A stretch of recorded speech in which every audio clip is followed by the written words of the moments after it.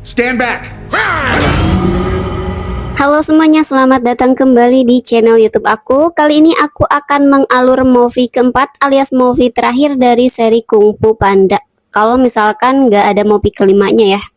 Di movie ini, Po akan menghadapi musuh baru yang lebih licik dan lebih sulit untuk dihadapi. Terlebih teman baru yang katanya mau membantunya untuk melawan musuhnya itu ternyata adalah jebakan yang sengaja dibuat oleh musuh Po, sehingga membuat si panda menjadi kesulitan dalam menghadapi ancaman kejahatan kali ini.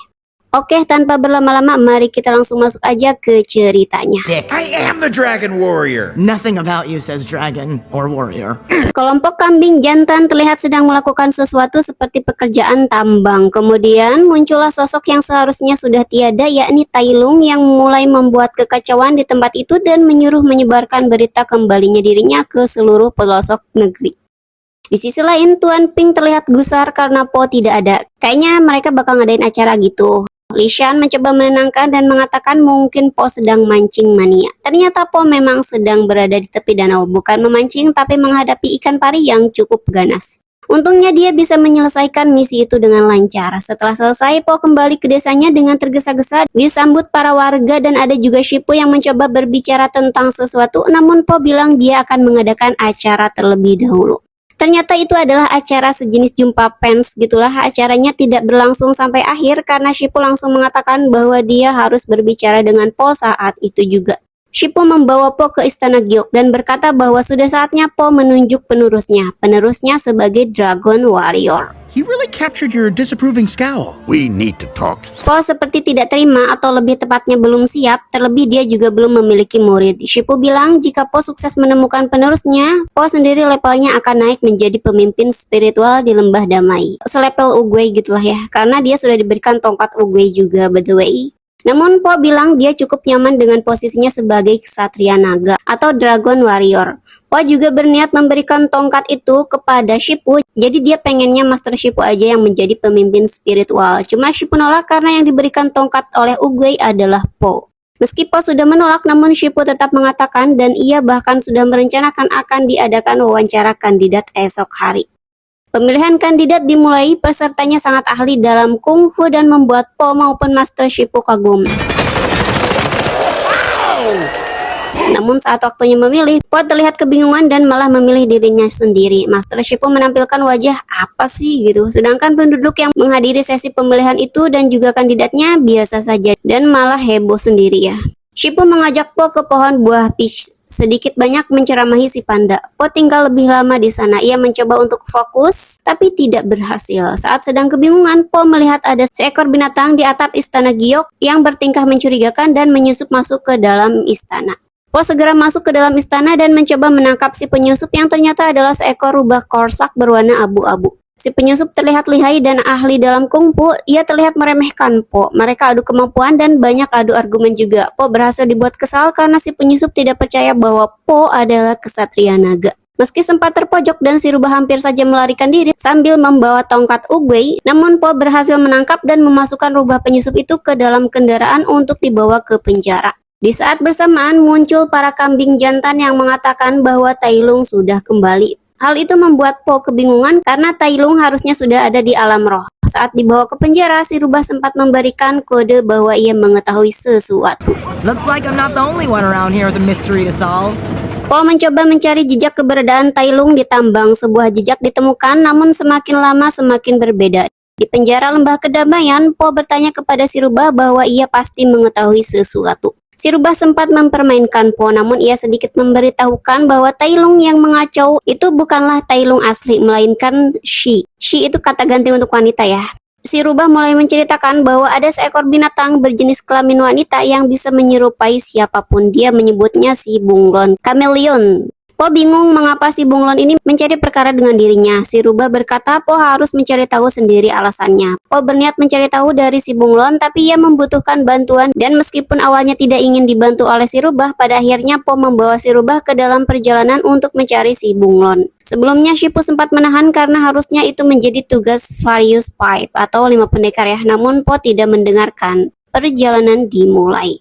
Di kedai, rumor tentang si bunglon menjadi semakin mengerikan, membuat ayah Po, khususnya Tuan Ping, menjadi semakin khawatir.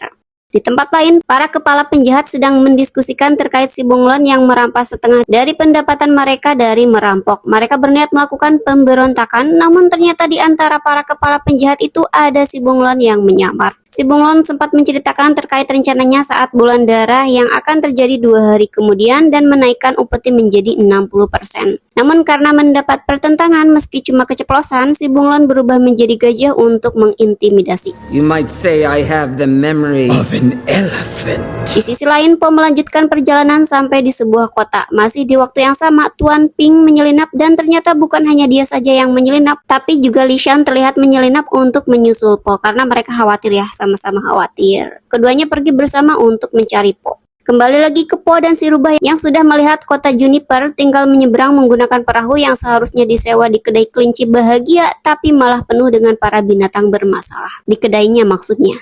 Namun seperti biasa, Po masih bertingkah polos, jadi dia nggak terganggu sama sekali. Po juga berpesan kepada Zen untuk tidak membuat masalah. Begitu masuk, Zen langsung mendekati para pemain mahjong dan berniat join dan menyebutkan dirinya adalah pemula. Sedangkan Po sendiri dia ke bagian bar dan bertanya terkait transportasi dan sudah membuat kesepakatan. Di sisi lain, Zen memenangkan permainan judi mahjong dan mendapatkan uang yang banyak. Ia lantas memesan banyak makanan. Po begitu terkejut karena ada banyak makanan dan mulai memakan makanan itu. Namun secara tidak sengaja, Po menyenggol Zen dan membuat mahjong yang digunakannya untuk permainan licik jatuh. Spontan para pemain yang sebelumnya bermain dengan Zen mengetahui hal itu dan mulailah kerusuhan. BTW, Po masih belum sadar. I'm proud of you. Kerusuhan dimulai, mereka bertarung sampai beberapa kali kedai itu hampir saja roboh. Dalam pertarungan itu, Po menjaga agar Zen tetap tidak mencuri. Pertarungan berakhir di mana Po dan Zen terjatuh tepat di atas kapal yang disewanya. Mereka mulai berlayar, sedangkan kedai masih aman di atas tebing meski sedikit berguncang. Di saat yang sama, Tuan Ping dan Li Shan masih dalam perjalanan untuk menyusul Po. Saat menyeberangi perairan menuju kota Juniper, Zen sempat menceritakan terkait kisah hidupnya yang seorang yatim piatu yang sulit sekali mendapatkan makanan. Sampai pada akhirnya ada seseorang atau seekor yang memungut dirinya hingga ia bisa hidup dengan layak. Masih di sisi lain atau di waktu yang bersamaan, para pekerja bunglon sedang melakukan pekerjaan. Terlihat mereka melelehkan besi untuk membuat sesuatu. Si bunglon masih minta lebih banyak upeti yang sama sekali tidak bisa diprotes. Ternyata si bunglon berencana menjadi penguasa bukan hanya di kota Juniper saja, tapi juga di seluruh kota lainnya yang ada termasuk Lembah Damai, Valley of the Feast. Po memimpikan tentang hal itu. Ia menceritakan kepada Zen saat dibangunkan dengan paksa. Namun Zen tidak percaya terkait penglihatan Po. Di saat bersamaan mereka sampai di kota Juniper. Kotanya terlihat megah, cuma tentu saja ada hal gelap di baliknya. Seperti yang dikatakan oleh Zen, Juniper adalah kota di mana kamu bisa berbuat sesukamu termasuk mencuri. And steal whatever you want to steal. Mereka mulai menjelajahi kota itu. Po terlihat sangat bersemangat karena di sana ada banyak makanan yang menggugah selera. Zen juga bersemangat tapi beda ya. Dia senang karena bisa melakukan apapun sesukanya termasuk mencuri. BTW kotanya padat penduduk ya. Di saat itu Zen memperlihatkan hal lain yang dimana para bawahan si bunglon sedang menjarah para warga. Bilangnya sih mengambil upeti. Po berkata malam itu mereka harus mengalahkan si bunglon. BTW diketahui si Zen juga ternyata buronan karena ada kertas lebaran. Saat di jalan mereka bertemu dengan petugas yang pada akhirnya mereka ditangkap. Namun bisa melarikan diri dengan mudah. Po dan Zen dikejar oleh petugas. Petugasnya para banteng. That's a lot of bull. Aksi kejar-kejarannya lumayan lama sampai pada akhirnya mereka berhasil meloloskan diri ke area bawah tanah tempat tinggal Zen sebelumnya. Area yang benar-benar untuk para penjahat. Bahkan para anak-anak kelincinya pun ganas di sini ya. Zen awalnya disambut ramah oleh terenggiling namanya Han. Zen bilang itu gurunya, tapi kemudian ia malah dijadikan tawanan karena sepertinya Zen melakukan pengkhianatan.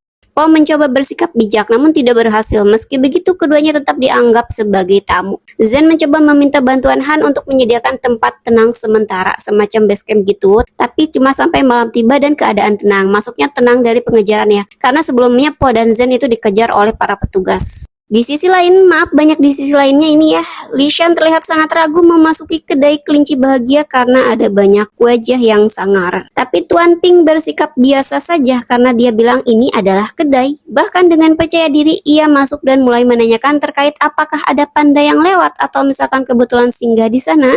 Cuma berakhir buruk karena para penghuni kedai kan sempat dihajar sama Po, jadi mereka masih dendam gitu. Saat akan dijadikan kuah, Li Shan masuk dengan percaya diri mencoba menghentikan. Li Shan berakting dia panda yang pandai kungfu dan lumayan berhasil mengintimidasi. Tapi yang berhasil membuat ketakutan penghuni kedai adalah karena kedainya mau roboh, bukan karena si Li Shan ya. Secepat kilat si babi yang merupakan manajer kedai memberitahukan kemana Po pergi. Li Shan dan Tuan Ping keluar dari kedai dan di saat bersamaan kedai jatuh dari tebing dan hancur. Tapi penghuninya masih selamat.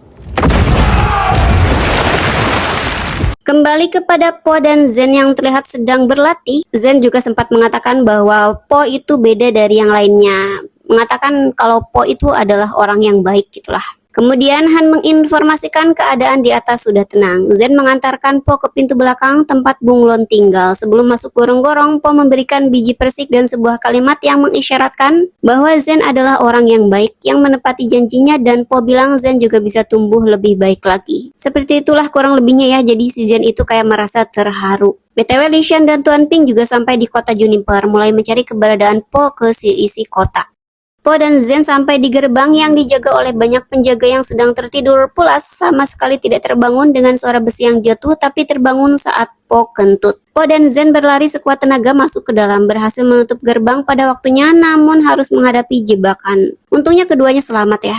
Sayangnya sebuah kurungan membuat Po terkurung, Zen tidak terkurung. Po dan Zen terlihat tidak bisa membuka kurungan itu. Zen mengatakan ia harus melakukan sesuatu dan kemudian Po memberikan tongkat agar Zen melakukan teknik yang sudah diajarkannya. Jadi kayak teknik Chi gitu yang kemarin itu loh, yang di movie ketiga itu. Namun bukannya menggunakan teknik yang sudah diajarkan, Zen malah berjalan menjauh dan kemudian menyerahkan tongkat itu kepada si Bunglon yang baru muncul. I think you mean my staff? Ternyata si Bunglon adalah guru Zen dan juga binatang yang mengasuh Zen setelah Han ya. Jadi diketahui bahwa Han marah sebelumnya itu karena Zen meninggalkannya. Jadi Zen itu dianggap pengkhianat gitu dan memilih untuk bersama si Bunglon yang memang jahat. Si Bunglon juga menceritakan terkait dirinya yang awalnya adalah sosok miskin yang lemah, namun kemudian ia mempelajari sihir dan mampu berubah menjadi sosok yang diinginkannya. Sayangnya ia tidak bisa memiliki kemampuan yang sama dengan sosok tersebut seperti misalkan Tai Lung. Meski bisa berubah menjadi Tai Lung, si Bunglon tetap tidak bisa memiliki kemampuan kungfu seperti Tai Lung. Jadi untuk menutupi celah itu, si Bunglon akan mencuri jiwa untuk mendapatkan kemampuan kungfu. Contohnya Tai Lung ya. Makanya dia menyuruh Zen untuk menipu Po dan membawakan tongkat Ugui untuk bisa mendapatkan akses ke alam roh. Po tidak bisa melepaskan diri dari kurungan yang ternyata sudah dilapisi mantra sihir sangat kuat dan sangat tua. Namun ternyata Po masih bisa melarikan diri dengan menjebol dari bagian bawah kurungan itu. Di bawah Po menghadapi banyak bawahan si Bunglon. Dari atas Zen melihat Po dengan wajah sedih. Jadi kayak menyesal gitulah, cuman dia belum sadar kayaknya. Po berhasil melarikan diri. Tiba-tiba Zen muncul membawa tongkat dan ia meminta maaf. Po marah, namun di belakang Po muncul Zen yang lain. Saat itulah Po sadar bahwa Zen yang membawa tongkat adalah si Bunglon. Po didorong jatuh dari kediaman si Bunglon.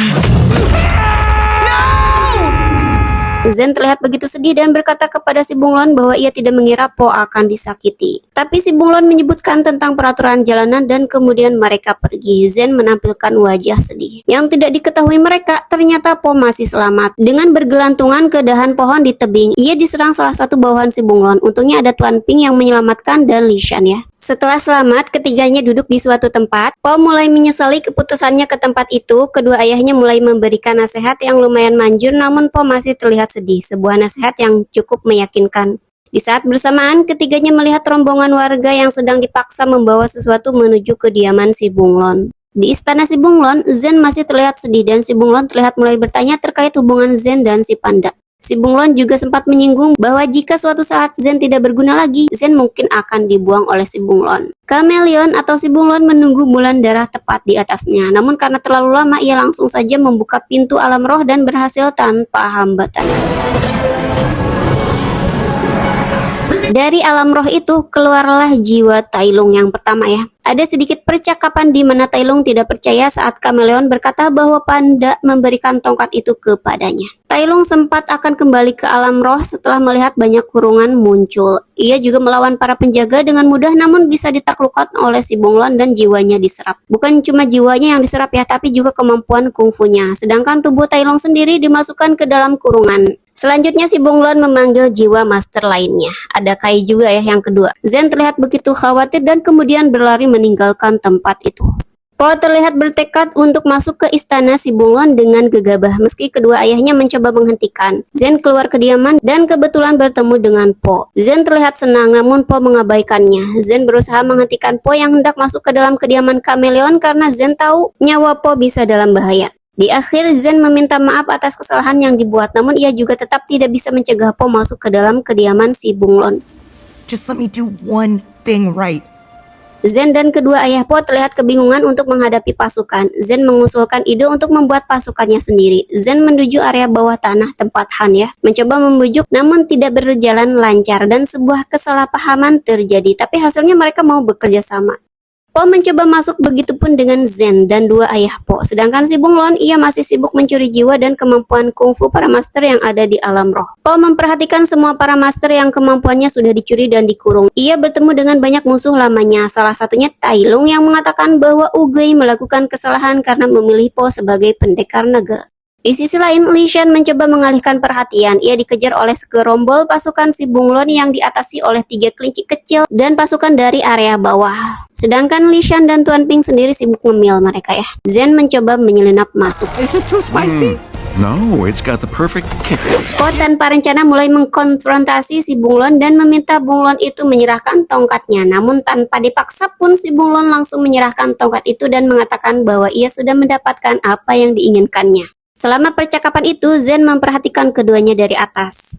Terjadi sebuah percakapan di mana kameleon merasa dia tidak bisa dikalahkan oleh Po karena dia sudah memiliki kemampuan kungfu dan juga sihir. Pertarungan dimulai. Si bunglon mulai berubah menjadi berbagai bentuk master dengan kemampuan kungfunya. Po lumayan terpojok, para pemilik kungfu hanya bisa menyaksikan dari balik kurungan. Zen mencoba membantu namun meleset. Ia malah menjatuhkan jeruji yang menimpa tubuh kameleon. Hal itu membuat kameleon murka. Ia kemudian berubah bentuk menjadi banyak hewan sekaligus. Terlihat menjijikan ya.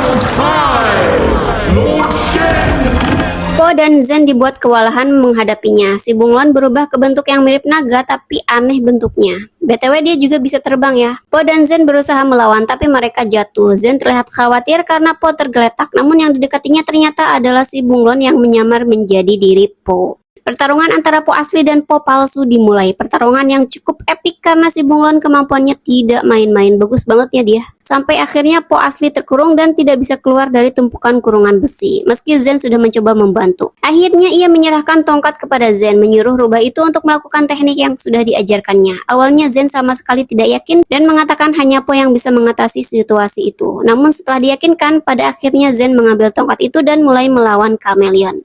Zen sama sekali bukan tandingan si bunglon, membuat dua ayah Po dan kelompoknya yang baru datang terlihat khawatir. Namun di akhir Zen menggunakan teknik yang diajarkan Po dan bisa memukul mundur si bunglon. Dan ternyata Po bisa keluar dari kurungan dengan mudah. Cuma dia kayak sengaja gitu ya, biar bisa melihat kemampuan si Zen. Saat bercakap-cakap dengan Zen, kameleon kembali bangkit dan hendak menyerang. Tapi ternyata Po mengetahui hal itu dan memukul si kameleon dengan tongkat hingga kemampuan para master kembali ke pemilik aslinya.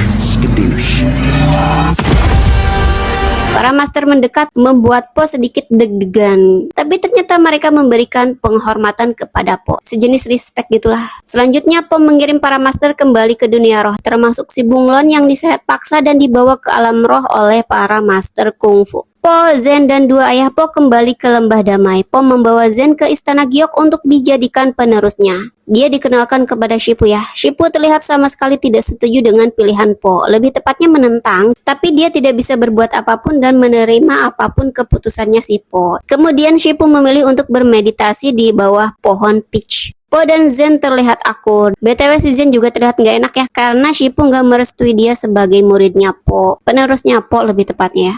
Tapi Po dan Zen terlihat akur ya. Di scene terakhir, Zen mulai dilatih oleh Various Five. BTW mereka baru muncul banget selama Mopi berlangsung. Dan tamat. Di movie ini kita tidak bisa melihat aksi dari Various Five ya, kecuali di bagian akhir banget. Jadi movie-nya benar-benar berfokus kepada Po. Ugei juga di sini nggak diperlihatkan sama sekali karena dia ada di alam roh dan juga pas pemanggilan jiwa. Entah kenapa Ugei itu nggak ada dalam list si bunglon ya. Yang ada itu cuma musuh-musuh lama Po kayak si Tai Lung, Kai, Shen, dan juga beberapa master legendaris. Padahal kalau misalkan si Chameleon, si Bunglon ini ngambil kemampuannya si Uguay, mungkin potensi menangnya dari Po itu bakal lebih tinggi gitu. Entah mengapa si Uguay nggak ada, aku kurang tahu alasannya.